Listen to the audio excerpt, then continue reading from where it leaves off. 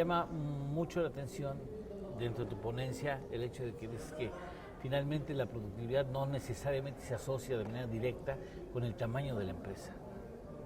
Sí, yo creo que ese es uno de las vertientes de la literatura científica sobre pequeñas empresas que debiera tratar de explotarse más desde el punto de vista de las implicaciones políticas, porque en efecto existe una relación directa desde el punto de vista de la escala de producción, de las economías de escala, que nos dice que, claro, las pequeñas empresas son menos productivas porque no pueden aprovechar, digamos, la gran maquinaria y la incorporación de tecnología en gran maquinaria, no pueden aprovechar tampoco la integración de procesos internos o la división del trabajo.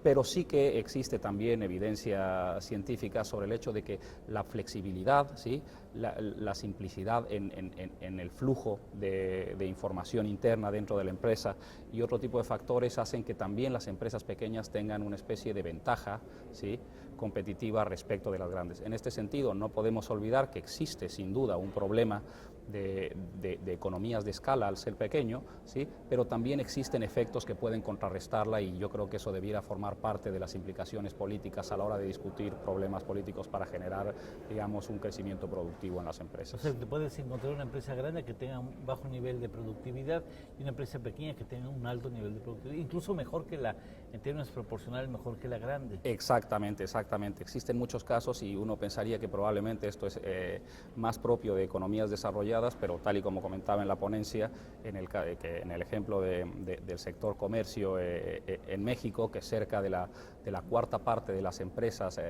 micro del sector comercio, pues no están muy lejos del desempeño de las grandes empresas y eso yo creo que pues abre una especie de ruta, probablemente la esperanza, para tratar de encontrar cuáles son esos factores que les han permitido a esas empresas contrarrestar el efecto, digamos, de las economías de escala que genera ser grande.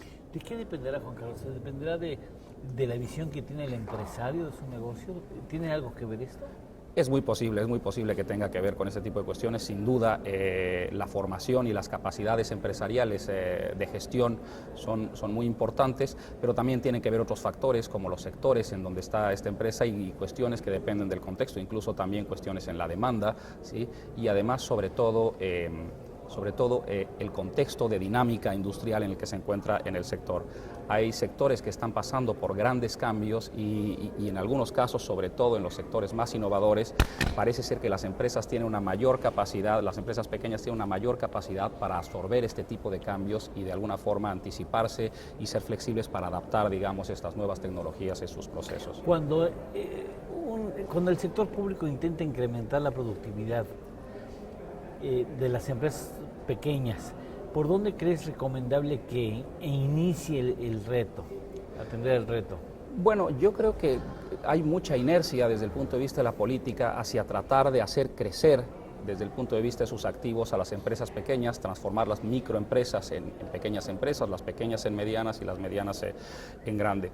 Pero esto, primero, que puede ser relativamente complejo, no necesariamente nos lleva a generar una mejora productiva. Es decir, las pequeñas empresas, dado que tienen características concretas que, como te decía, pueden generar ventajas comparativas con respecto a las grandes, ¿sí?, es posible que la política debiera tratar de explotar este tipo de factores y escalar la producción, sin duda, de las empresas pequeñas, pero a través de mecanismos alternativos. Como comenté durante la presentación, no solamente se puede escalar la producción de una pequeña empresa haciéndola crecer desde el punto de vista de sus activos, sino también generando una mayor red de conexión entre las empresas. Las empresas pequeñas podrían ser muy productivas, incorporar mayores procesos y mayores actividades a través del outsourcing o las redes de colaboración y no necesariamente integrando procesos internos. La política de clúster ha probado ser muy eficaz en muchos países. Europa es una de las grandes prioridades, digamos, para el desarrollo de las pequeñas empresas y yo creo que esa es una forma de convertir a las pequeñas en grandes sin necesariamente ser grandes. Se incorporarlas a cadenas de valor. Exactamente. Más sofisticadas. Exactamente.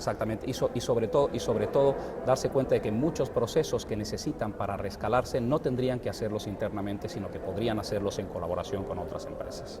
Eso requiere mayor cultura de gestión del empresario. Exactamente, y además que muchas veces este tipo de relaciones, de networking, ¿sí?, se generan a través de los mecanismos de mercado, pero no necesariamente es así, y ahí es donde puede haber, digamos, un papel muy importante que podrían jugar las autoridades públicas en hacer no a la empresa más grande, sino que sea parte de un entramado mucho más amplio y complejo de actividades. Mencionas la cuestión, por ejemplo, de la revolución digital.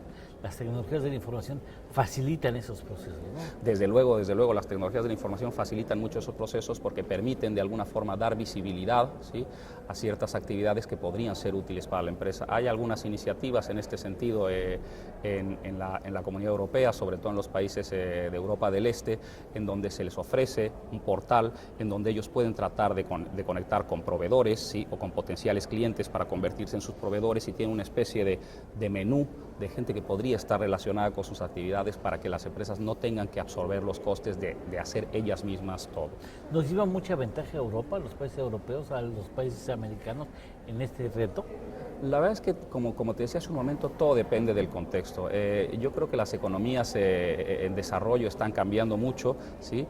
Antes teníamos prácticamente que los líderes se encontraban al norte del mundo, y eso está comenzando a cambiar poco a poco. Entonces hay ejemplos muy exitosos sobre industrias dinámicas, como puede ser la industria de las tecnologías de la información en la India, por ejemplo, y en donde las empresas, digamos, las grandes empresas están tratando de absorber ese tipo de conocimiento. Antes el conocimiento venía del norte y ahora parece que el norte está acercándose al sur para también capturar este tipo de ideas. En ese sentido, yo creo que hay un futuro prometedor, siempre que sepamos aprovechar las pequeñas ventajas que brinda ser pequeño y de alguna forma tener algo por construir, ¿sí? ¿Cómo se ve a México en Europa en Bueno, este reto? En este reto, yo creo que México es uno de los países probablemente más exitosos en la diversificación de su entramado empresarial. Hace no muchos años México era un país en el que las manufacturas eran algo pues relativamente marginal, y desde principios de los 90 esto ha cambiado drásticamente. Yo creo que México ha logrado de alguna forma diversificar su planta productiva, y en este sentido yo creo que ahí es donde más podría sacar México ventajas de la generación de redes entre sus empresas para tratar de aprovechar este tipo de diversidad. Yo creo que dentro de Latinoamérica probablemente México y Brasil sean los que tienen una mayor diversidad, y eso creo que puede ser un punto a favor.